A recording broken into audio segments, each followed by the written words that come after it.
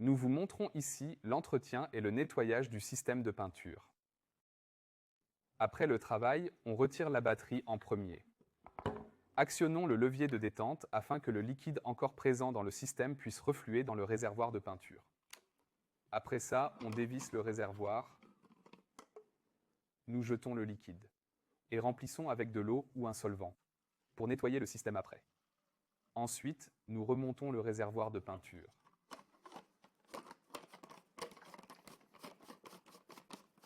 On met la batterie et on pulvérise jusqu'à disparition des restes de peinture.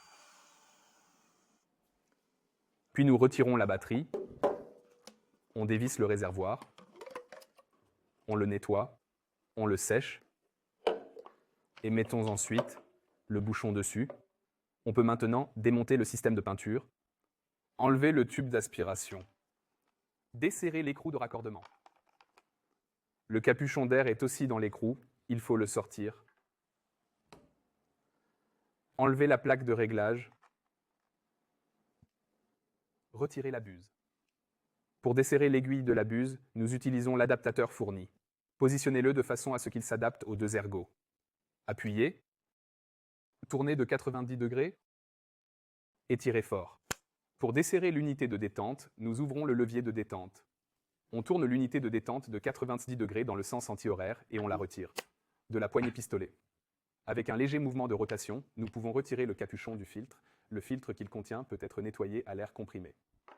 Toutes les pièces peuvent maintenant être nettoyées avec un chiffon mouillé d'eau ou de solvant. Pour le tube d'aspiration, il y a une brosse spéciale. Pour la buse, une aiguille de nettoyage spéciale. On peut maintenant remonter le système de peinture dans l'ordre inverse.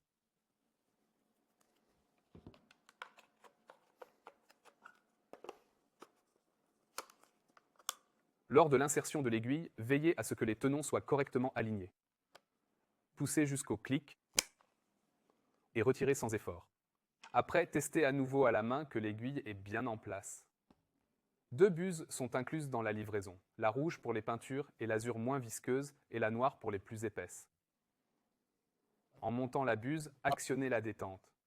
La buse. La plaque de réglage. Le clapet d'air. Et serrez l'écrou de raccordement. Pour finir, on peut monter le tube d'aspiration. Assurez-vous que l'ouverture est vers l'avant. Une fois tout sec, on peut monter le réservoir. Pour le stockage, gardez-le au sec et à température ambiante.